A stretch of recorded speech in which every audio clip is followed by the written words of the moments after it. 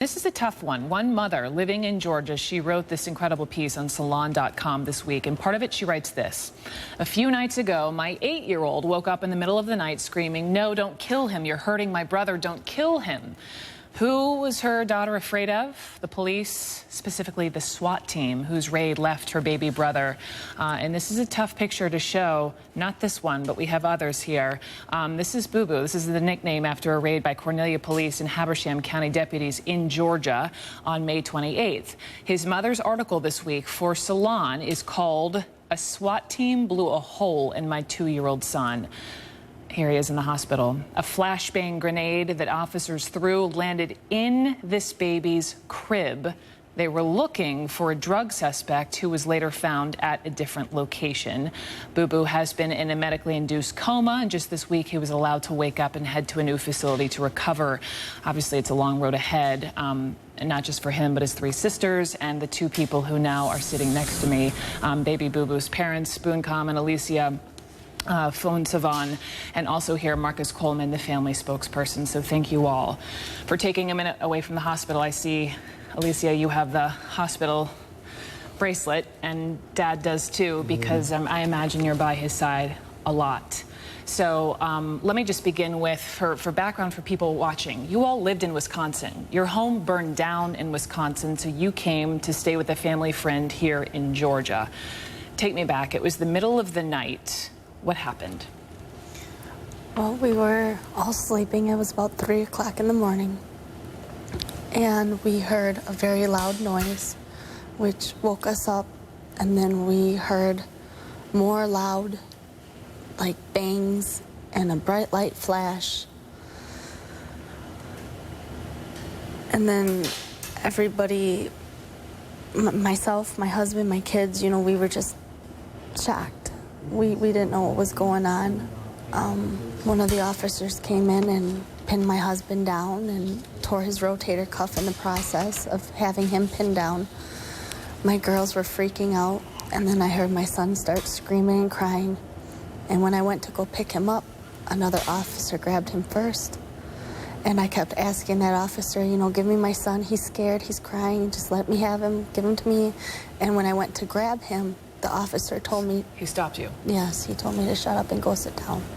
So you couldn't even see what happened? So you're seeing smoke, and you saw this bang, and it literally landed in his crib. Yep. During that time, we didn't know yet, during that time, because they tried to hide him from us. And then pinned me down for a while, and I told him, you know, I couldn't breathe. I couldn't breathe, and he still pinned me down, and it sounded like he asked somebody if he can let me up. The other guy said, no, not yet. So he still kept pinning me down, and I couldn't breathe. So I just turned my head, wiggled my head around, opened my mouth, tried to breathe so I don't pass out, you know. And when they got me up, they have 2 officers standing blocking the view of the crib, and he walked me around the crib, take me outside. All the while, what is the SWAT team saying to you as far as any kind of explanation as to why they're in the house? Not yet during that time, until they came and one of them came and got me and untied me and cut off the zip tie, and then walked me out to the back room, and then he asked to tell me why he was here and stuff like that. Why? Let me just get this in. This is a soundbite from the sheriff reacting to what they say happened. There was no clothes, there was no toys, there was nothing to indicate that there was children present in the home. If there had been, then we would have done something different. You're shaking your head. Why? That picture that they just showed of the side of the house, you can clearly see the pack and play. Excellent. Not even 2 feet from the door that they entered in at and threw that grenade in. It was clear. Right, you say it was clear that there were kids in the house. Oh, right yes. there. Right. That's pack and play. It's right there in front of, next to the door. As a mother, you're not allowed to even see what has happened to your 2-year-old. Right. Were you allowed to ride along in the ambulance to the hospital? No, we had no idea of anything that had happened with our son.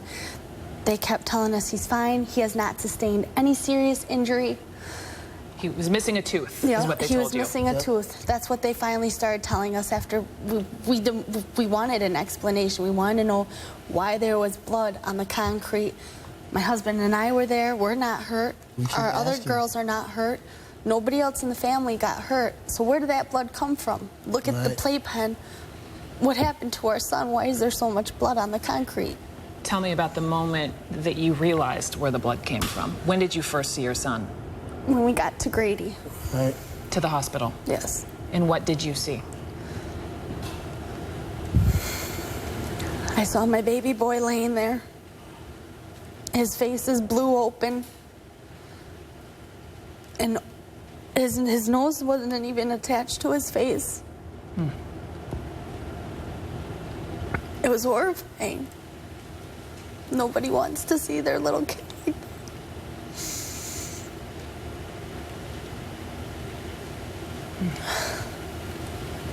How is he doing now? He's come a long way, but he's got a very long way to go.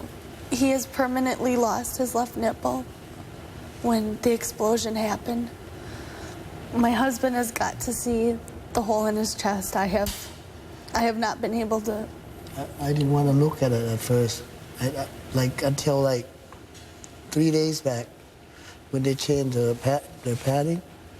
I look at it, it's still open this big. You could see ribs. Yep. There was a hole in his chest. Have you gotten any kind of apology face to face from any of these? No. No. Nothing. Nothing for our son, no card, no balloon, not a phone call, not anything.